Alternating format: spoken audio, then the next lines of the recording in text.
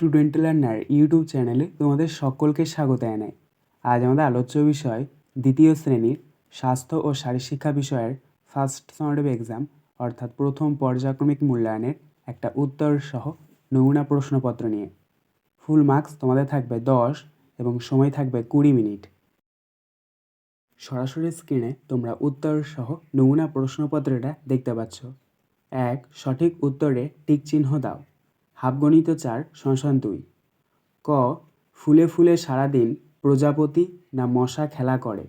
সঠিক উত্তর হবে প্রজাপতি, তাই এই উত্তরটার উপরে আমরা টিক চিহ্ন দেব।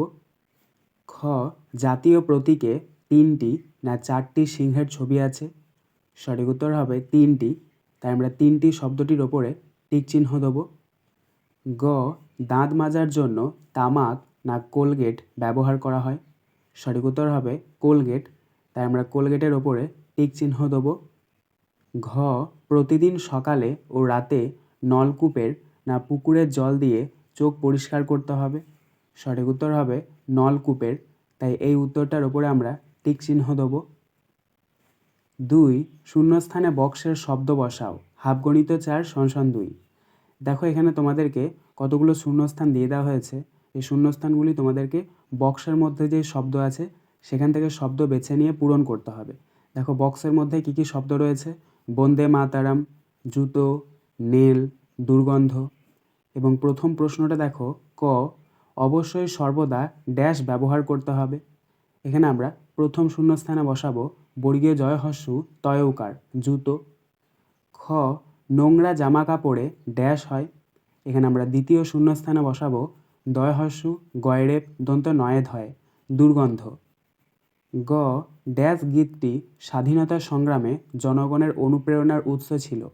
এখানে আমরা তৃতীয় শূন্যস্থানে বসাবো ব দন্ত নয়দয় একার ময়াকার ত র ম বন্দে মাতারাম। ঘ. ড্যাশ কাটার যন্ত্র দিয়ে নিয়মিত নখ কাটতে হবে। এখানে আমরা চতুর্থ শূন্যস্থানে বসাবো দন্ত নয়েকের ল নেল কাটার। 3.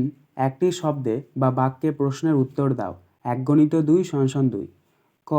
চোখ মোছার জন্য কি ব্যবহার করতে হবে? উত্তর: সুতির নরম একটি কাপড় ব্যবহার করতে হবে। খ. খাবার পরে জল দিয়ে কুলকুচি করতে হয় কেন? উত্তর: মুখের ভিতরে লেগে থাকা খাবারগুলো যাতে বেরিয়ে যায়। 4. সংক্ষেপে প্রশ্নের উত্তর দাও। 2 × 2 / 4। ক. কানের যত্ন কিভাবে করবে? উত্তর: স্নান করার সময় কানটিকে ভালোভাবে পরিষ্কার করতে হবে। নিয়মিত কান পরিষ্কার রাখতে হবে। খ.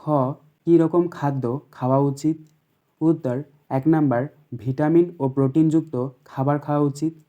2 নাম্বার এছাড়া ঢাকা ও গরম খাবার খাওয়া উচিত। আজকের আলোচনা পর্বটি এখানেই শেষ হলো। আশা করি ভিডিওটি তোমাদের ভালো লেগেছে। যদি ভালো লাগে একটা করে লাইক করে দিও। সবশেষে তোমাদের কাছে একটাই অনুরোধ, যারা এখনও পর্যন্ত আমাদের চ্যানেলটিকে সাবস্ক্রাইব করে উঠতে পারোনি তারা চ্যানেলটিকে সাবস্ক্রাইব করে পাশে থাকা নোটিফিকেশন বেলকে অল প্রেস করে নিও এই ধরনের নতুন নতুন ভিডিও পাওয়ার জন্য। ধন্যবাদ।